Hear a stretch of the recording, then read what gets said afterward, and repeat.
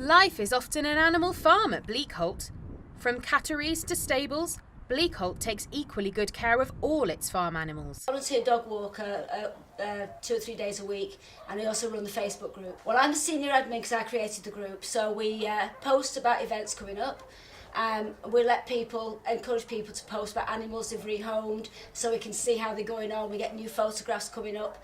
So a little one we rehomed last week, and we see him playing in his new home. So everybody's commenting saying how much they like that's happened, and it's great. You can remember dogs, and then a year later, do you remember this dog? Do you remember this cat? And just promote the sanctuary by celebrating, and that's in the rules, celebration of the sanctuary itself. Whether paid or unpaid, the work that the staff of Bleakholt do is priceless. I became a volunteer over 12 years ago now because I had a friend who lived locally, and she said, oh, we'll go to Bleakholt one day and have a look at the dogs. Then I found out you could walk dogs, so I started giving my keys in like you do when you first start. I became a regular walker, and I was asked if I wanted to sign in and got my own kennel key, so I don't have to ask for a dog anymore. I can get my own dogs out. And I just got more and more involved, and it does, you come here and the atmosphere is so good and so encouraging. You want to come back and do more. I was a teacher, so I had a lot of time in school holidays to fill, which is when this filled in. Hobby-wise, before that I was in a club group called Spice and did a lot of walking, still do a lot of walking. I taught dancing for a while, ballroom and Latin.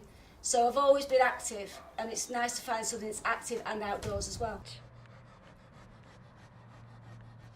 I have a cat of my own. I don't want a dog at the moment because I've only been retired a year, and I don't want to be tied down with a dog and having to get home with being a single person. But the cat's fine. He's called Gino after Gino De Campo. He's absolutely beautiful. Looks like Garfield, eats like Garfield, and I love him to bits. I love any animal, dogs, rats, snakes, anything. I just love all animals. So yeah, it gets me in touch with dogs.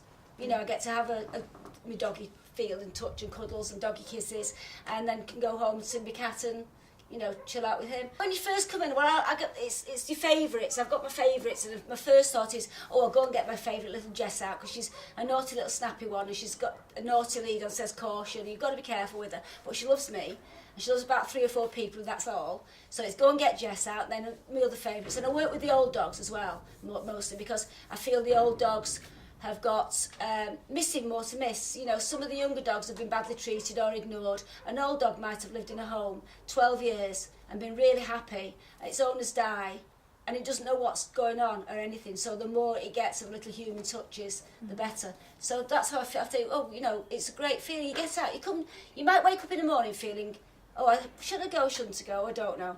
And then you think, well, I'll go. I can always come home after an hour. And within an hour, you're happy again.